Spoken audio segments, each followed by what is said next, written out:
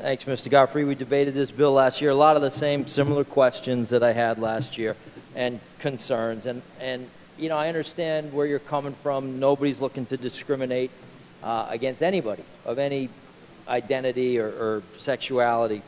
And I think we can achieve that in a number of different ways. Have you ever considered maybe amending this bill? Because there is a lot of concern with you know, it is termed the bathroom bill. There is a lot of concern around that.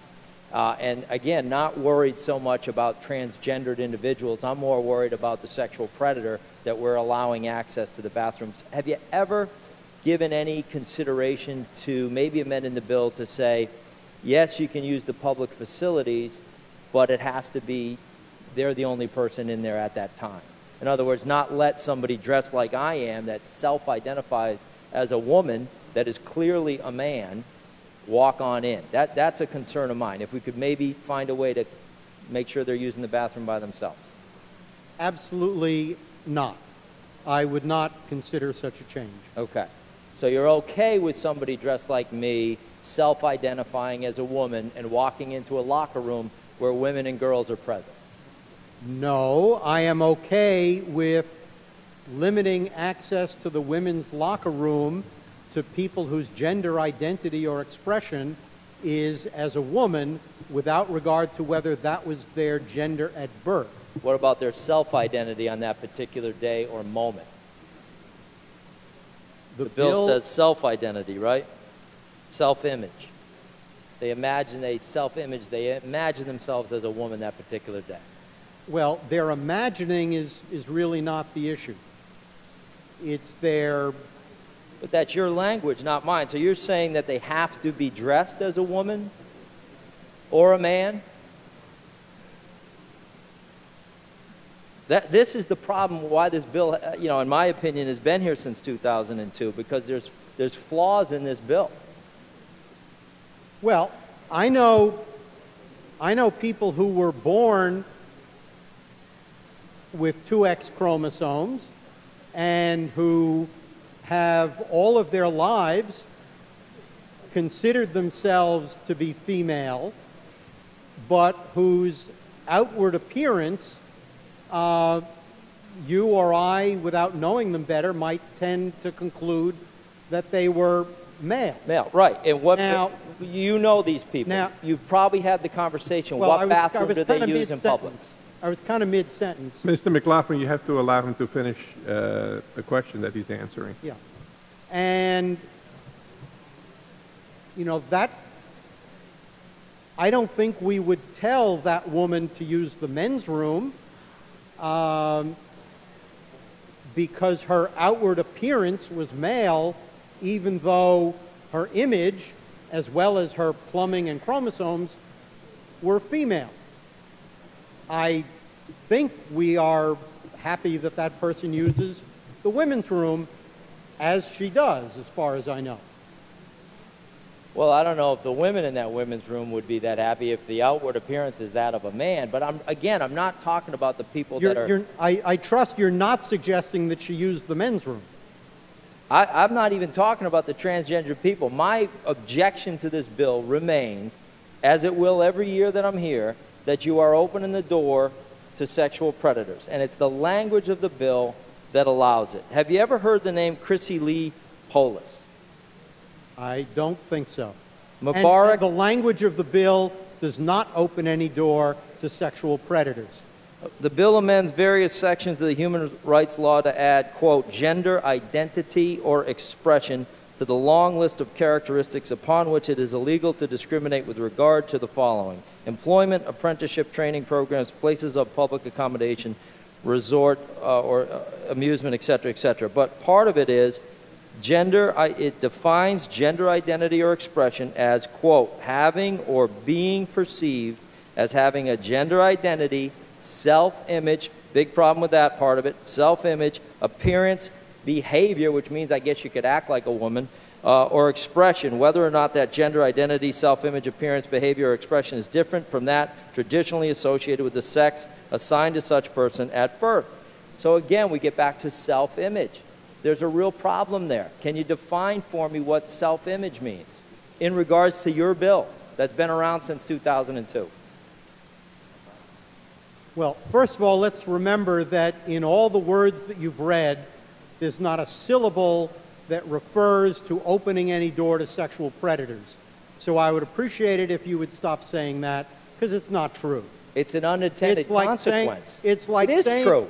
It's like saying if we, raised or lowered the age for taking a civil service test, that we were opening the door to sexual predators who were of the age that the bill now said could take the civil service test. Yeah, that's quite a leap of logic, not. but that's not even beginning to answer my question. Can you define for me what self-image means? I think if I were going to, on the record, as a matter of legislative history, define the term self-image, I'm pretty sure I know what it means. I think we all probably know what it means.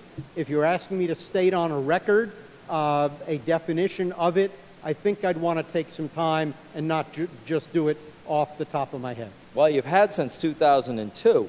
I mean, self-image, how about behavior? That's how you behave. That's not how you dress or anything. That's how you behave, right? I mean, that's behavior. I think behavior is an ordinary English word that would have its ordinary meaning. So we can't define self-image as regards to this bill.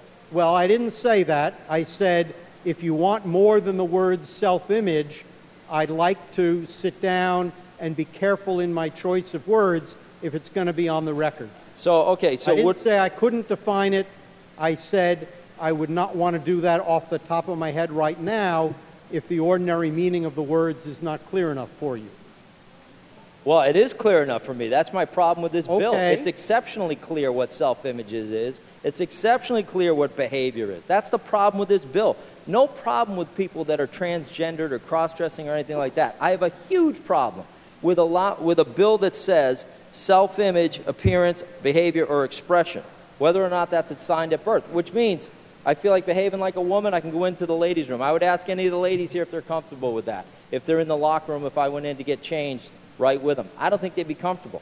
And if I had daughters, I sure as heck wouldn't be comfortable with a man walking in there. So you can poo-poo this stuff and you can laugh it off, but it's a real problem. Let me tell you about Mubarak Laugh-Room. Well, excuse me, I don't think I've poo-pooed anything today, and I'm quite certain I have not laughed. You consistently say that it never happens, it can't happen, it won't happen. I have consistently said that in the parts of the state where 3/4 of New Yorkers live, where these words have been the law for many years, and in Kalamazoo, Michigan, and in Columbia, and South Peoria, Carolina, yep. and the Walt Disney Corporation, and Pfizer, and any number of other places, I've never heard of any such a problem, and I dare say I don't think you have either. Let me give you a unless you've couple heard of it examples. and you're keeping it a secret from Let us. me give you a couple examples. It wasn't hard to find. I pulled them up on my iPad about 5 minutes ago.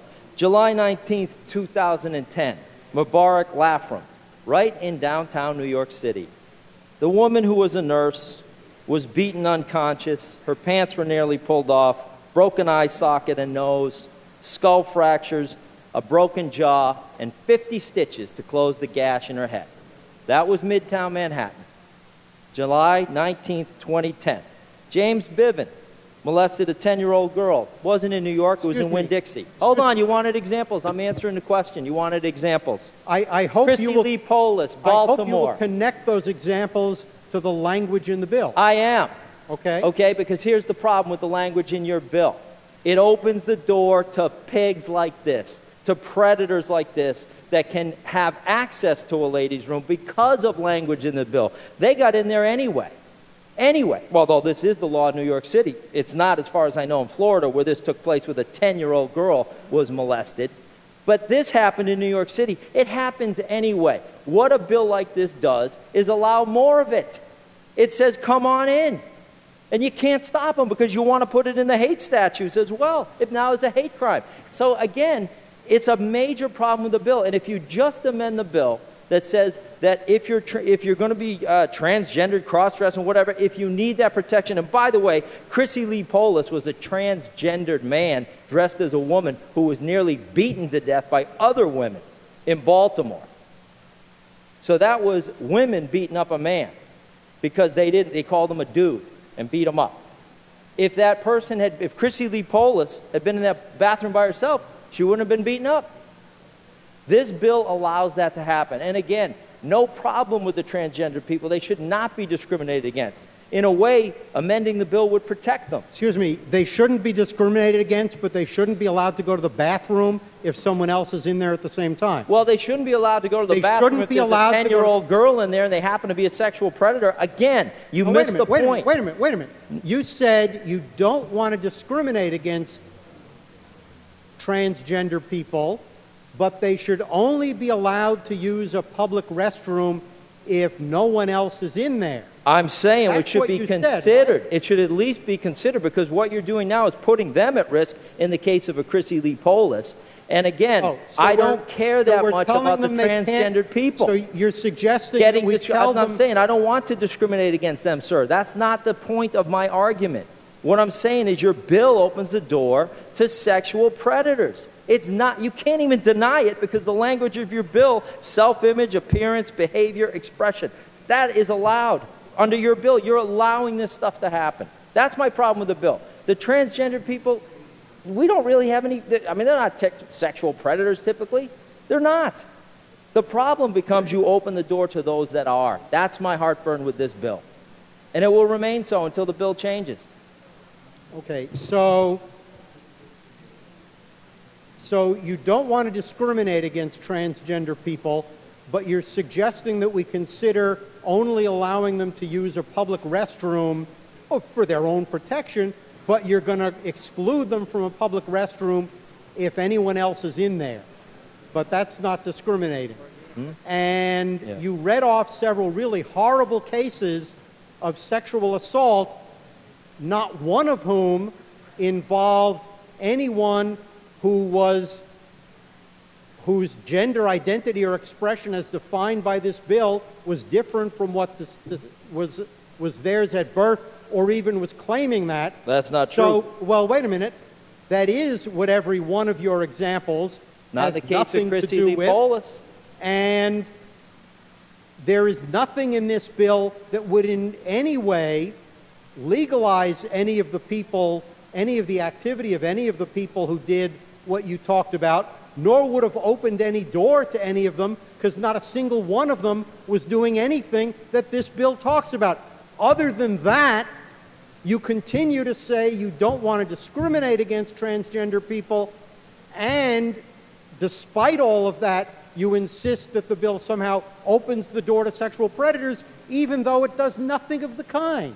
We're going to go around and around, because you're never going to agree with me, and I'm not going to agree with you. But the fact is... Well, I agree with you on that. I agree with you on that. The language of your bill, I believe, does open the door to sexual predators, sir. I believe it does. Because self-image, appearance, behavior... I can even take the appearance out of that. But self-image, behavior, or expression. I mean, you can't even define what that means in your own bill. So I'll define it for you. Self-image is how you view yourself that day. You could say, I'm a woman. Walk right on in. Although what you can't say, apparently, is that there has ever been, in any jurisdiction where this bill is the law, you can't point to any example where any person used those words in that way to gain access to committing any kind of crime. Again, for like the 100th time. I'm not worried about the transgendered people. I'm worried about opening the door to a ladies' room or a locker room to a sexual predator. That's what I'm worried about. But in all the years, in all the places where tens of millions of Americans live and work, in all of those tens of millions of people and years, you haven't found an instance in which anyone using